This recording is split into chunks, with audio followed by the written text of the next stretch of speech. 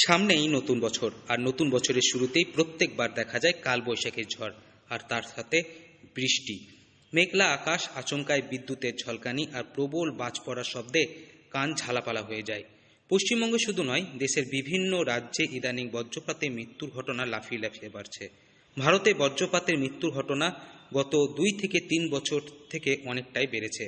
কেন এই ঘন ঘন বাজ পড়ে, বিদ্যুৎস্পৃষ্ট হয়ে মৃত্যু হয় কিভাবে, কতটা সাবধান থাকতে হবে, এই সব নিয়ে ব্যাখ্যা দিয়েছেন মারগ্রাম JM প্রাথমিক বিদ্যালয়ের সহশিক্ষিকা সুচেতা দাস। প্রচণ্ড ঝড় ও বিদ্যুতের ঝলকানি শুরু হলে সাবধান থাকতে হবে। যদি বাড়ির বাইরে বা কোনো ফাঁকা জায়গায় থাকেন, তাহলে দ্রুত বাড়ি ফেরার চেষ্টা করুন। না হলে কোনো নিরাপদ জায়গায় আশ্রয় নিন। কোনো কংক্রিটের আচ্ছাদনের নিচে আশ্রয় নেওয়াই ভালো। কোনো গাছ বা ইলেকট্রিক পোলের নিচে ভুল করেও আশ্রয় নিতে যাবেন না। কালবৈশাখী ঝড় আসছে, এই সময় আমাদেরকে কিছু কিছু সতর্কতা অবশ্যই অবলম্বন করতে হবে। ফাঁকা জায়গায় যদি ছেলেমেয়েরা খেলাধুলো করে, তাদেরকে সাথে সাথেই ঘরে ডেকে নিতে হবে, এবং সেটা যেন কংক্রিটের ঘর হয়, যে ছাউনিটা যেন অবশ্যই ভালো থাকে, এবং সেই সব জায়গা নিরাপদ হবে। এই সময় কখনোই বড় বড় গাছপালা অথবা কোনো ইলেকট্রিক তারের নিচে থাকা উচিত নয়, এবং হাতের কাছে সবসময় আমাদেরকে একটা টর্চ লাইট বা মোমবাতি এগুলো রাখতে হবে। এবং সেই মোমবাতি যদি প্রাকৃতিক উপায়ে তৈরি হয়, সেটা আরও বেশি ভালো হয়।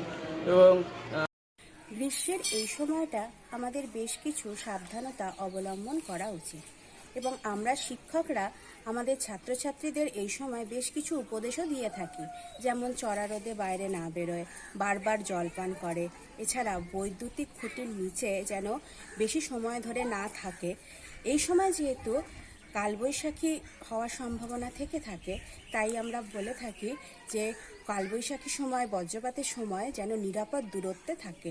এই সময় তাপপ্রবাহ খুব প্রচণ্ড পরিমাণে থাকে, তাই আমরা তাদেরকে বলি যেন চড়া রোদে বাইরে না বেরোয়, বারবার জল পান করে, এই ধরনের কথা। এছাড়াও যখন বজ্র বিদ্যুৎ সহ বৃষ্টিপাত হবে, ঠিক সেই সময় বাড়ির ইলেকট্রিকের লাইন সবকিছু বন্ধ করে দিন। প্লাগ থেকে খুলে রাখুন টিভি, ফ্রিজ বা অন্যান্য ইলেকট্রনিক্স জিনিসের তার। এর পাশাপাশি যখন প্রচণ্ড পরিমাণে বজ্রপাত হবে, ঠিক সেই সময় আপনার ব্যবহৃত মোবাইল ফোনটি ব্যবহার থেকে এড়িয়ে থাকুন। যদি সম্ভব হয়, তাহলে সেই সময়টুকু মোবাইল ফোনের সুইচ বন্ধ রাখুন। ভুল করেও মোবাইলে চার্জ দিয়ে কথা বলবেন না। যে সমস্ত টিভি, তারপর ফ্রিজ, এইগুলো লাইনটা প্লাগগুলো খুলে রাখতে হবে, যাতে কোনো রকম বিপদ না ঘটে। এই সতর্কতাগুলো অবশ্যই আমাদেরকে মেনে চলতে হবে। বাইরে যদি কেউ গাড়ি চালায়, সেই সময় অবশ্যই তাদেরকে আস্তে আস্তে চালাতে হবে, বজ্রবিদ্যুৎ যাতে কোনো রকম ক্ষতি না করে, সেই কারণে যত সম্ভব তাড়াতাড়ি তাদেরকে নিরাপদ জায়গায় চলে যেতে হবে।